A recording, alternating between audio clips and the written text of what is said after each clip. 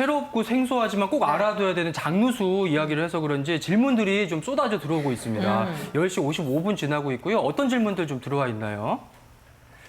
대변 치료라는 게 있다는데 이게 뭔가요? 장 나쁜 사람이 병원에서 받을 수 있을까요? 대변 치료가 뭐예요? 이제 우리가 장 내에 유해균이 많아지면 장 점막이 아무래도 안 좋아지겠죠. 그러다 보니까는 건강한 사람의 대변을 이식을 하는 거예요. 옮기는 거죠. 여기다 집어넣어갖고 유해균과 유익균의 평형을 이루려고 하는 시도라고 이해하시면 되는데요. 주로 어떤 때 사용되냐면 항생제 많이 먹어서 장염이 생길 수가 있거든요. 그리고 궤양성 대장염이라든가 크론병에서 현재 시범적으로 실행이 되고 있는데 이런 병에 걸렸다라고 해서 저희가 바로 시행하는 건 아니고요. 여러 가지 다양한 방법을 치료를 해봤지만 효과가 없었을 때 마지막으로 한 번쯤 저희가 선택을 해볼 수가 있고요. 아직 장기적인 데이터라든가 이런 것들은 조금 모자란 면이 있어서요. 이러한 결과들이 나온다라 그러면 추후에는 좀 더 폭넓게 사용할 수도 있으리라고 생각이 됩니다. 네. 자, 또 어떤 질문이 있었을까요? 한번 살펴보도록 할게요.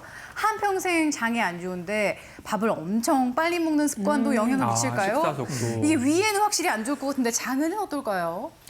이게 제대로 씹지 않고 계속 금방금방 넘기게 되면은 특히 육류 같은 경우에는 이게 잘게 부셔져야 되는데 나이가 들면서 위산 분비가 조금씩 줄어들 수가 있어요. 그럼 제대로 음식을 씹지 않고 삼키게 되거나 아니면 요즘 현미 좋다고 해서 막 먹으면서 제대로 씹지 않고 삼키게 되면은 장이 그거를 다 부셔줘야 됩니다. 그래서 과부하가 걸리게 되고 특히 육류 같은 경우는 소장이 오래 머물게 되면 이게 자칫하면 부패할 수가 있거든요.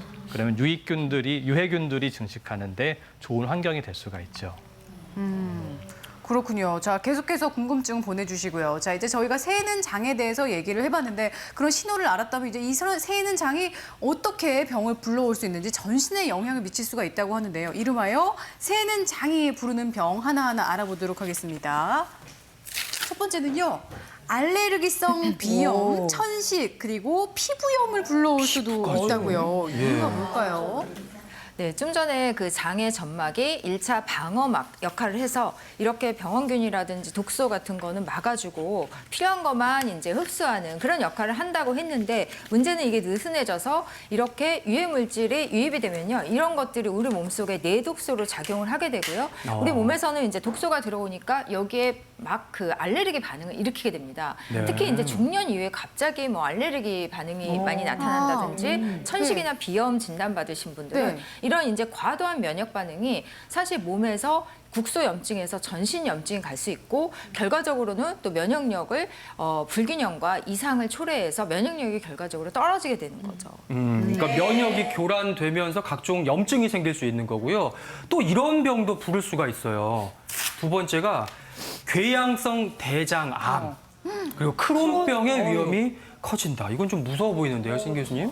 예, 보통 우리가 이제 궤양성 대장염이라던가 아니면 크론병이라는 거는 그 표면이 장 표면에 이제 파 있는 증상이라던가 염증이 있는 거를 의미하는데요. 정상장은 좌측에서 깨끗하지 아까 보셨듯이 그리고 두 번째가 궤양성 대장염인데 지저분한 염증들이 있고 쉽게 출혈이 됩니다. 그리고 크론시병 같은 경우 보면은 궤양이 굉장히 깊어요. 깊은 것들이 보이고 있는데 이러한 식으로 아무래도 장점막이 파괴되다 보면은 여러 가지 영양 물질이 제대로 몸에 흡수가 되지 않고 밖으로 나가기 때문에 설사 증상이 많이 나타나게 되고요. 독소들이 이런 장점막을 통해서 몸에 흡수되기 때문에 면역 반응 같은 것들이 쉽게 일어날 수가 있겠죠. 그렇군요. 그러니까요.